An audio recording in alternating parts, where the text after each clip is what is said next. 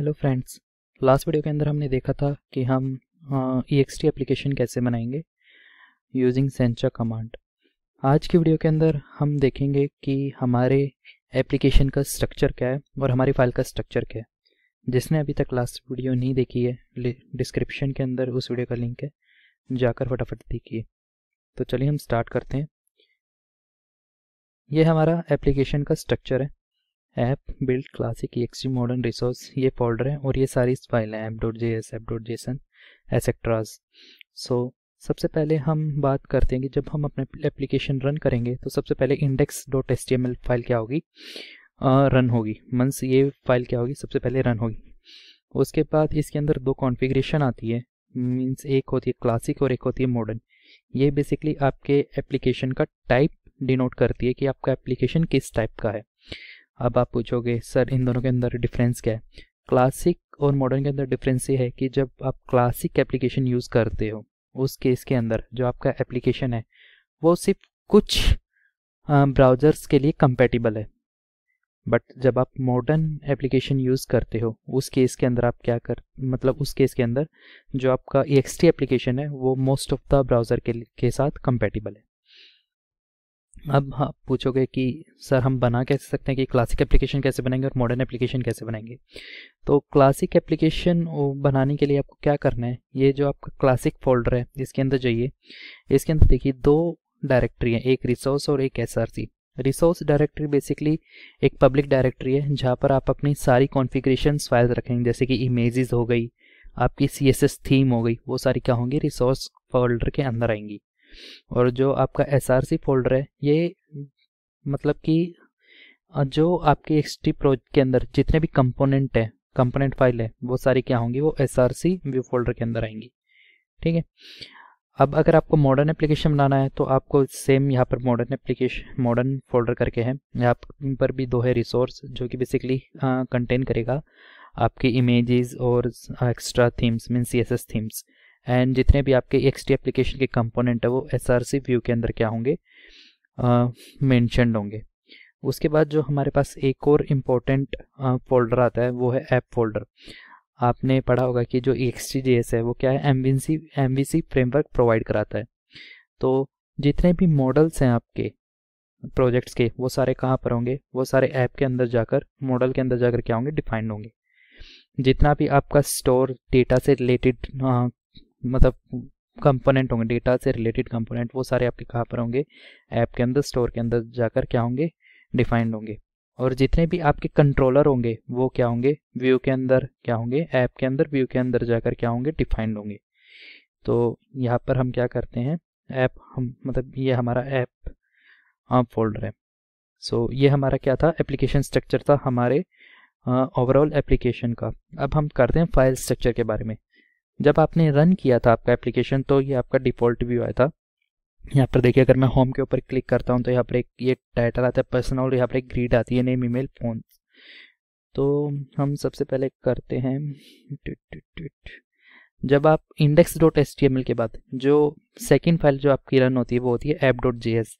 यहाँ पर आप क्या करते हैं, यहाँ पर आप अपने व्यू का जो इनिशियल पेज है आपके एप्लीकेशन का वो यहाँ पर आप डिफाइन करते हैं। जैसे यहाँ पर डिफाइन किया हुआ है मेरे एप्लीकेशन का नाम, व्यू, मेन फोल्डर के अंदर मेन जो कंपोनेंट है, मेन जो क्लास है वो मेरा इनिशियल पेज है, इनिशियल व्यू टू क्रिएट। तो मैं यहाँ पर जाता हूँ, एक मिनट, क्लासिक के अंदर सोर्स मेन, ये देखिए व्यू के अंदर मेन फोल्डर एक और मेन के अंदर ये main.js लगी हुई है। अब यहाँ पर आप देखेंगे कि यहाँ पर इन्होंने आइटम्स के अंदर जितने भी चीज़ हम एज ए कंपोनेंट डिफाइन करते हैं वेब पेज के लिए वो मोस्टली हम आइटम्स एरे के अंदर क्या करते हैं, डिफाइन करते हैं। तो आप यहाँ पर देखिए टाइटल के अंदर होम आ गया, टाइटल के अंदर यूज़र, टाइटल के अंदर ग्रुप, टाइटल के अंदर सेटिंग और टाइटल के अंदर ये ग्रुप एंड सेटिंग। तो ये देखिए ये आपको ब्राउज़र के ऊपर ऐसे डिनोट करेंगे होंगे, होम, यूज़र, ग्रुप, सेटिंग। अब आप पूछ रहे हो सर ये ext ट्यूटोरियल कहाँ से आया और ये ग्रेड कहाँ से आई। तो यहाँ पर देखिए एक चीज़, मैं आपको एक चीज़ दिखाता हूँ। यहाँ पर देखिए जब यहाँ पर इन्होंने टाइटल्स एक यहाँ पर एलिमेंट यूज़ किया और इसके अंदर उन्होंने एक और आइटम यूज़ किया जिसमें एक्स टाइप मेन लिस्ट दे दिया।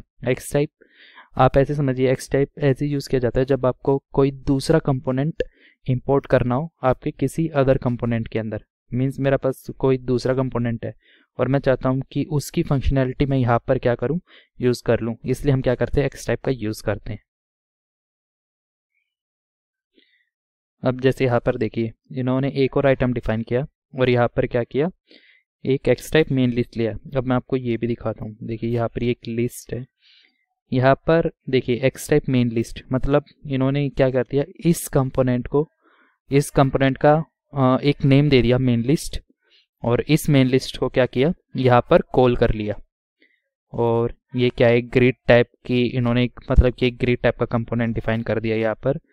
और यहाँ पर इन्होंने कॉलम्स के अंदर डिफाइन कर दिया कि जो हमारे कॉलम्स होंगे ग्रिड के उसके अंदर 3 तरह का डेटा होगा, नेम होगा, ईमेल होगा, फ़ोन होगा। और यही देखिए नेम है यहाँ पर, ईमेल है और फ़ोन है। और डेटा यहाँ पर कहाँ से आ रहा है, जो आप कह रहे हो कि सर ये डेटा कहाँ से आ गया इसके अंदर, तो मतलब कि ये वाला डेटा कहाँ से आ गया, तो डेटा के लिए इन्होंने देखिए यहाँ पर क्या किया, स्टोर टाइप पर्सनल, एक स्टोर डिफाइन कर दिया पर्सनल का। तो हम स्टोर भी दिखा देते हैं आपको।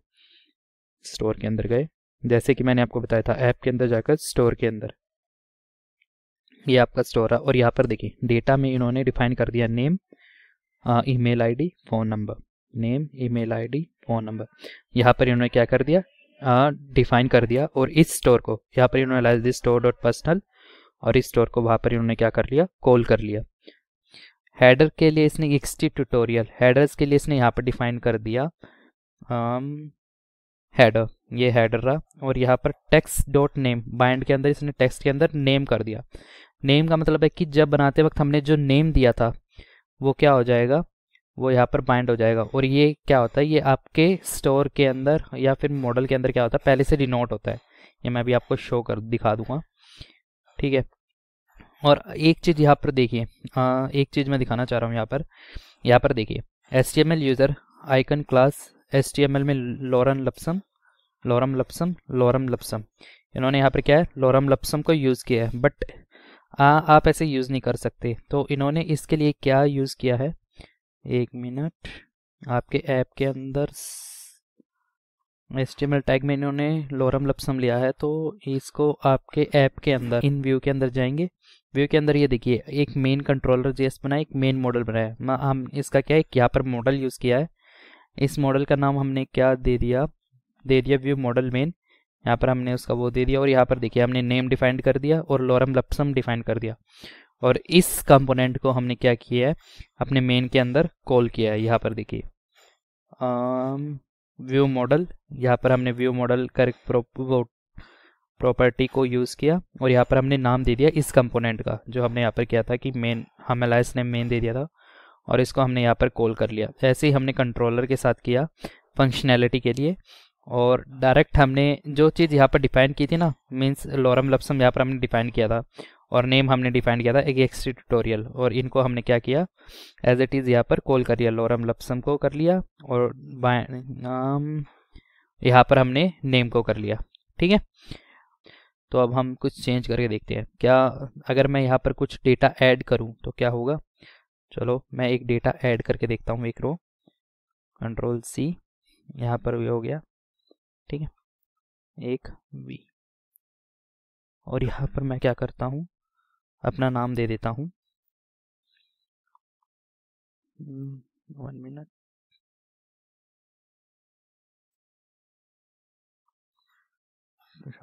ठीक है। यहाँ पर मैंने अपना नाम दे दिया। अब मैं इसको सेव करके चलाकर देखने की कोशिश करता हूँ। ये थोड़ा सा टाइम लेगा, means may be 30 second 40 second, तब तक वेट कीजिए। लगता है हमारा लोड हो चुका है। एक बार हम चेक कर लेते हैं। ये देखिए यहाँ पर मेरा नाम आ गया, हमने यही कॉपी किया था। अगर मैं यहाँ पर कुछ और कर देता हूँ, या मैं मानता हूँ ये क्या है, डेटा है, इस डेटा की जगह पे कुछ चेंज कर देता हूँ मैं। डेटा की जगह पे मैं क्या कर देता हूँ, वो तो बेवफा निकली। अब लौंडों को इसमें मज़ा आ गया होगा, क्या लिख दिया सर ने। या सिर्फ पढ़ाने के पर्पज़ से कर रहा हूँ, कुछ सीरियसली मत ले जाना तुम लोग। एक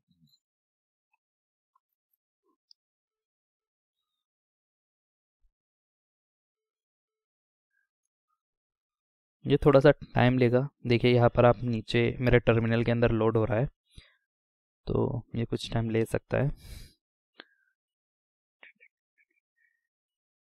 ये देखिए वो तो पूरा नहीं आ रहा, तो इसको पूरा ला देते हैं। अगर आपको ग्रिड से रिलेटेड चेंज करने हैं तो आप यहाँ पर नहीं करेंगे, यहाँ पर सिर्फ आप डेटा रखेंगे। जितना भी ग्रिड से रिलेटेड चेंज होगा वो कहाँ पर होगा, आपके लिस्ट टैग के अंदर होगा, मतलब लिस्ट कंपोनेंट के अंदर होगा, क्योंकि आपने यहाँ पर ग्रिड डिफाइंड किया है। तो यहाँ पर मैं क्या कर देता हूँ, फ्लेक्स लगा देता हूँ। सो फ्लेक्स 1 कंट्रोल एस।